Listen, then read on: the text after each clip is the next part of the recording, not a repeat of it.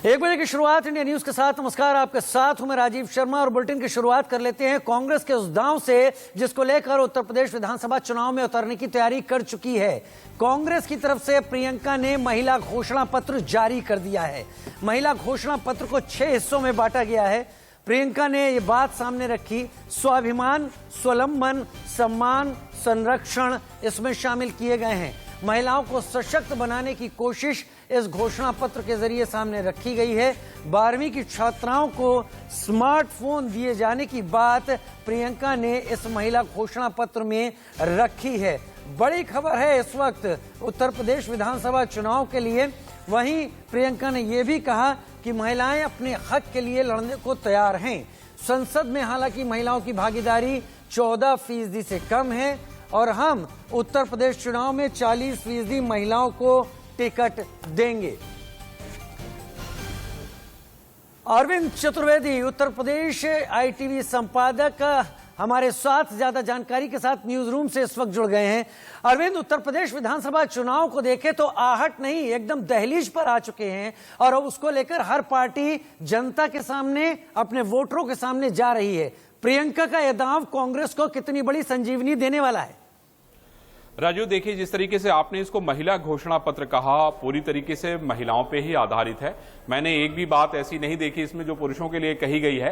लेकिन हाँ, हम इसको जरूर ये कह सकते हैं कि ये बहुत बड़ा दाव है प्रियंका गांधी की तरफ से, क्योंकि महिलाओं की बड़ी संख्या है। अगर हम 24 करोड़ की आबादी वाले उत्तर प्रदेश को देखें तो उसमें तकरीबन आधी महिलाएं होंगी। और अभी जो जनसंख्या के आंकड़े आए हैं वो 1000 पे अब 1017 महिलाएं हो गई हैं। मतलब आंकड़ा बढ़ गया, यानी महिलाएं ज्यादा हैं। ऐसे में प्रियंका का दाव जो है बहुत जायज कहा जाएगा।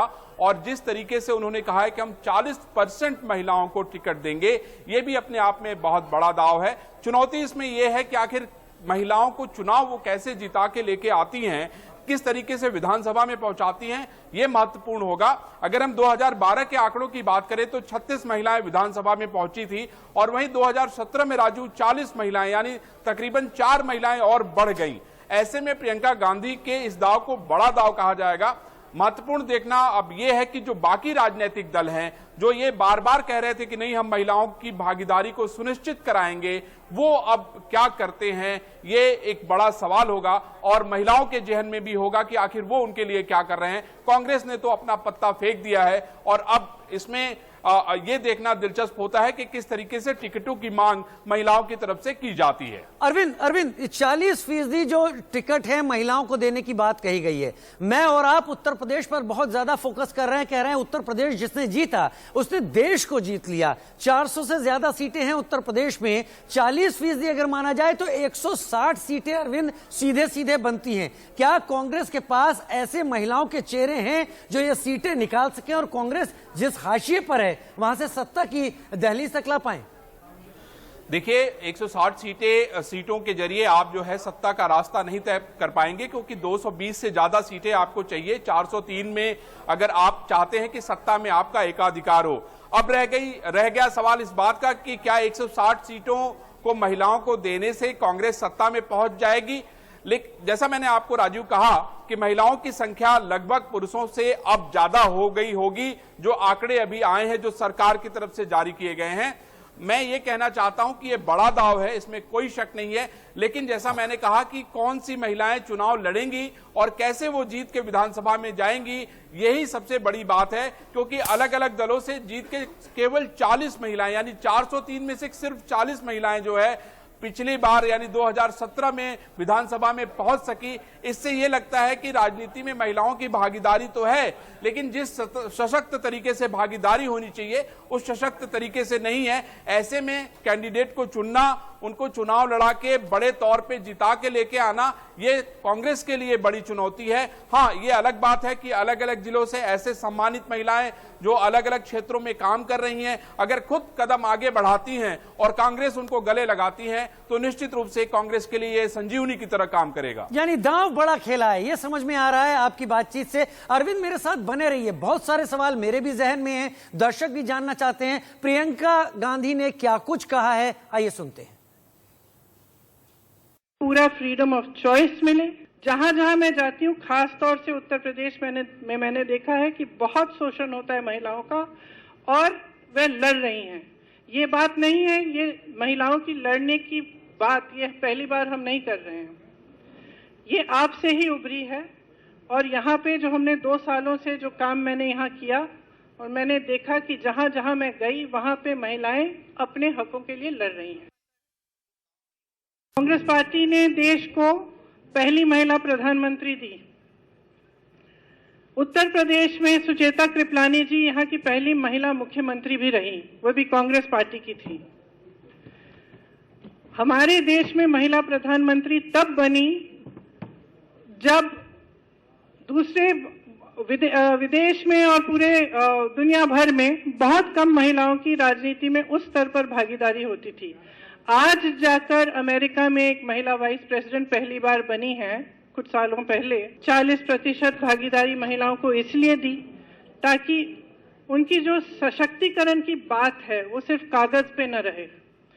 आज तक जो महिलाओं की सशक्तिकरण की बात होती है वो ज्यादातर पब्लिसिटी और कागजों में और चुनाव के समय, इलेक्शन के समय ऊपर आती है, उभरती है। जब महिला राजनीति में पूरी तरह से भागीदार बनेगी तब उसका ट्रांसलेशन सिर्फ पब्लिसिटी, सिर्फ कागजी बातों, सिर्फ ऐलानों से जाकर एक्चुअली जमीन पे होगा। अपने हक के लिए आज लड़ने को तैयार है और लड़ेगी।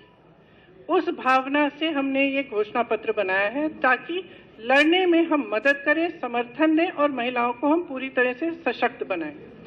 इसको हमने 6 हिस्सों में बांटा है: स्वाभिमान, स्वावलंबन, शिक्षा, सम्मान, सुरक्षा और सेहत।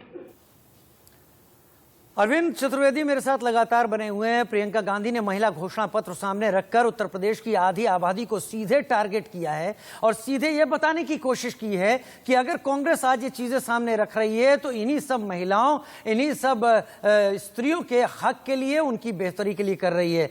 अरविंद, अब ग्राउंड लेवल पर बात कर लेते हैं घोषणाओं को लेकर। दिल्ली के मुख्यमंत्री अरविंद केजरीवाल जब तमाम तरह की घोषणाएं करते हैं, बड़े सवाल उठते हैं, बजट कहां से आएगा। मैं आपके सामने यही सवाल लाके रखना चाहता हूं, क्या इस पूरी कॉन्फ्रेंस में, इस घोषणा पत्र के इस शुरुआत में क्या प्रियंका की तरफ से कहा गया कि इसके बजट के लिए क्या होगा? क्योंकि अगर स्मार्टफोन देखा जाए तो बेहतर या औसत स्मार्टफोन भी 10,000 रुपए का आता है और स्कूटी जो ग्रेजुएशन की सभी छात्राओं को देने की बात है वो 52 से 60,000 के बीच में आती है। कहां से ये बजट मैनेज किया जाएगा? देखिए राजीव, आप भी लंबे समय से पत्रकारिता कर रहे हैं। इसके पहले भी हम लोगों ने बहुत सारी ऐसी घोषणाएं देखी हैं। मुझे याद है जब लोकसभा के चुनाव में कांग्रेस पार्टी जा रही थी और बेरोजगारी भत्ते की बात हुई थी तो किस तरीके से कांग्रेस पार्टी ने बड़ी घोषणा की थी। कांग्रेस की अलग अलग राज्यों में सरकारें हैं लेकिन वो प्रयोग उन्होंने वहां पर नहीं किया। ये हमें सोचना और समझना चाहिए और इस बात को भी ध्यान में रखना चाहिए। प्रियंका गांधी ने बहुत सारी बड़ी बड़ी बातें कही हैं। आपने कहा स्मार्टफोन और स्कूटी, अगर हम इन दोनों को ही मिला लें तो तकरीबन 80,000 के आसपास इसका बजट हो जाएगा। उसके अलावा प्रियंका गांधी ने कहा है कि हम जो है तकरीबन 8 लाख महिलाओं को नौकरी देंगे।